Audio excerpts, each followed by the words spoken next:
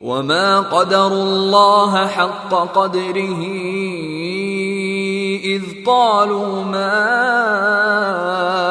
أنزل الله على بشر من شيء قل من أنزل الكتاب الذي جاء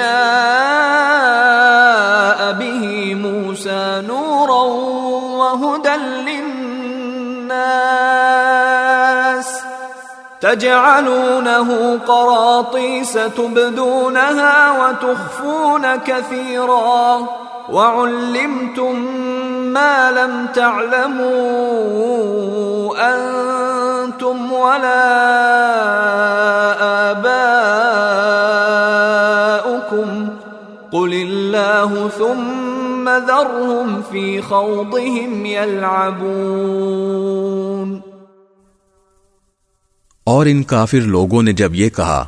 کہ اللہ نے کسی انسان پر کچھ نازل نہیں کیا تو انہوں نے اللہ کی صحیح قدر نہیں پہچانی۔ ان سے کہو کہ وہ کتاب کس نے نازل کی تھی جو موسیٰ لے کر آئے تھے، جو لوگوں کے لیے روشنی اور ہدایت تھی، اور جس کو تم نے متفرق کاغذوں کی شکل میں رکھا ہوا ہے، جن میں سے کچھ کو تم ظاہر کرتے ہو اور بہت سے حصے چھپا لیتے ہو، اور جس کے ذریعے تم کو ان باتوں کی تعلیم دی گئی تھی جو نہ تم جانتے تھے نہ تمہارے باپ دادا۔ اے پیغمبر، تم خود ہی اس سوال کے جواب میں اتنا کہہ دو کہ وہ کتاب اللہ نے نازل کی تھی، پھر ان کو ان کے حال پر چھوڑ دو کہ یہ اپنی بیہودہ گفتگو میں مشغول رہ کر دل لگی کرتے رہیں۔ وَهَذَا كِتَابٌ أَنزَلْنَاهُ مُبَارَكٌ مُصَدِّقُ الَّذِي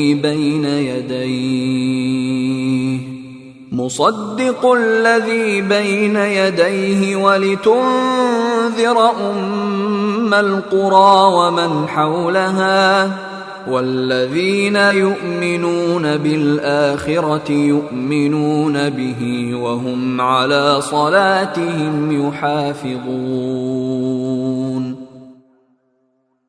اور اسی طرح یہ بڑی برکت والی کتاب ہے جو ہم نے اتاری ہے، پچھلی آسمانی ہدایات کی تصدیق کرنے والی ہے، تاکہ تم اس کے ذریعے بستیوں کے مرکز یعنی مکہ اور اس کے ارد گرد کے لوگوں کو خبردار کرو، اور جو لوگ آخرت پر ایمان رکھتے ہیں وہ اس پر بھی ایمان رکھتے ہیں، اور وہ اپنی نماز کی پوری نگہداشت کرتے ہیں۔ وَمَنْ أَظْلَمُ مِمَّنِ افْتَرَى عَلَى اللَّهِ كَذِبًا أَوْ قَالَ أُوحِيَ إِلَيَّ وَلَمْ يُوحَ إِلَيْهِ شَيْءٌ وَمَنْ قَالَ سَأُنزِلُ مِثْلَ مَا أَنزَلَ اللَّهُ وَلَوْ تَرَى إِذِ الظَّالِمُونَ فِي غَمَرَاتِ الْمَوْتِ وَالْمَلَائِكَةُ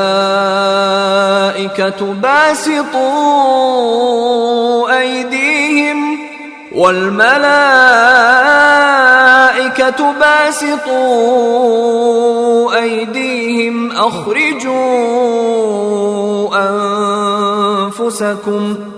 اليوم تجزون عذاب الهون بما كنتم تقولون على الله غير الحق وكنتم عن آياته تستكبرون۔